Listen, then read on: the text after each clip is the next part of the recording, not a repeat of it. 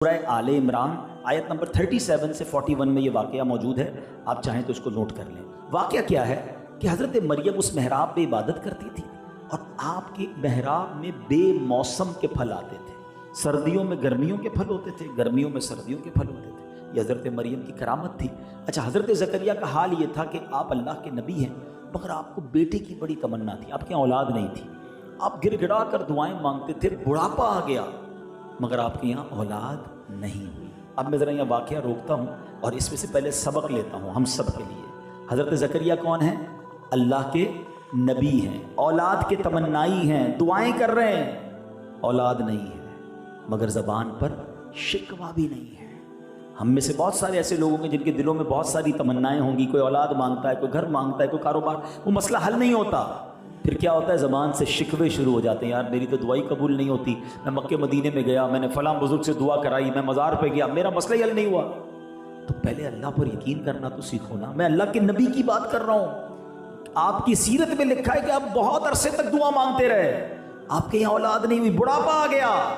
सीखने को क्या मिला कि हमें अल्लाह पर भरोसा और ईमान होना चाहिए। दो हदीसों से बात को समझा देता हूँ कि वो लोग जो ये कहते हैं यार मेरी दुआई कबूल नहीं होती, और मेरा एक दोस्त है, मैं तो नमाज भी पढ़ता हूँ, सजदे भी करता हूँ, सदके भी करता हूँ, मेरी मसले हल नहीं होते, उसके हल हो जाते हैं, वो नमाज भी नहीं पढ़ता। शैतान है ना, वसवसे डालता है। हदीस सुनो, मसला हल हो जाएगा। हदीस पाक का मजमून है कि नबी पाक फरमाते हैं, जब अल्लाह का कोई नाफरमान फासिक फाजिर अल्लाह की बारगाह में दुआ करता है तो अल्लाह फरिश्तों से फरमाता है इसका काम जल्दी कर दो, मुझे इसकी आवाज़ पसंद नहीं है, ये दोबारा ना मांगे मेरे सामने।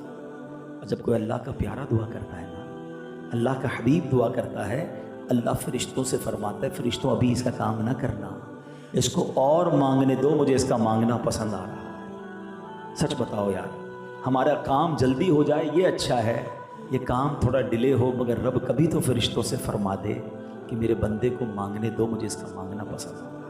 अल्लाह पर भरोसा तो करो ना। और दूसरी बात कि क्यों नहीं होती बाज़ औक़ात दुआ कबूल है, ये बड़ा नॉर्मली कई बार मैंने बयानात में मिसाल दी है कि हमारा जब छोटा बच्चा होता है, भाई होता है, उसका गला ख़राब, बुखार, और वो रोने लगे कि जनाब मुझे आइसक्रीम खानी है, जूस पीना है, या ऐसी चीज़ मांगे जो हमें पता है उसके लिए अच्छी नहीं है, हम उसे रोने देते हैं मगर उसकी ज़िद पूरी नहीं करते। क्यों?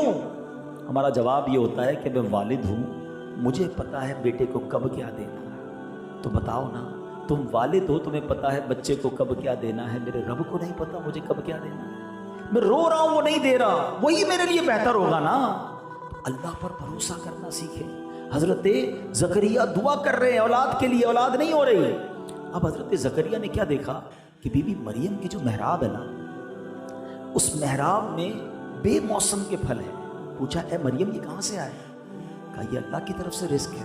तो हजरत ज़करिया ने क्या खूबसूरत अज्यूम किया कि जब हजरत मरियम की इस महराब में बेमौसम के फल आ सकते हैं, मेरी औलाद का मौसम तो चला गया, मैं बूढ़ा हो चुका हूं, ज़ईफ हो गया हूं, अब औलाद नॉर्मली इस एज में नहीं होती, मगर जो रब महराब में बेमौसम के फल दे सकता है, वो रब मेरी दुआ सुने, इस महराब में जाके मैं दुआ करूं और मुझे बेमौसम में औलाद भी दे सकता है। हजरत ज़करिया उस महराब में चले गए, कुरान में ये वाक़या मौजूद, और आपने जाकर दुआ की अल्लाह की बारगाह कि अल्लाह मुझे तो औलाद दे दे, मेरी औलाद का मौसम तो चला गया, मेरी उम्र का मौसम भी चला गया, मगर तू मरियम को बेमौसम के फल दे सकता है तो मुझे औलाद दे दे। हैं? अब क्या हुआ? कुरान कहता है कि दुआ कबूल हुई, अल्लाह ने उन्हें बेटा भी अता फरमाया, बेटे का नाम भी याह्या रब ने अता फरमाया, उसे नबूवत भी अता फरमा दी। अच्छा, इस वाक़े से दो मसले हल हो गए। मसले तो तीन हल हुए। दुआ में ताख़ीर पर रब से शिकवा नहीं करना है, ठीक है। दूसरा मैटर क्या सॉल्व हो गया कि करामत हजरत मरियम की कुरान में इसका जिक्र मौजूद है। तीसरा बड़ा ज़बरदस्त मसला हल हो गया।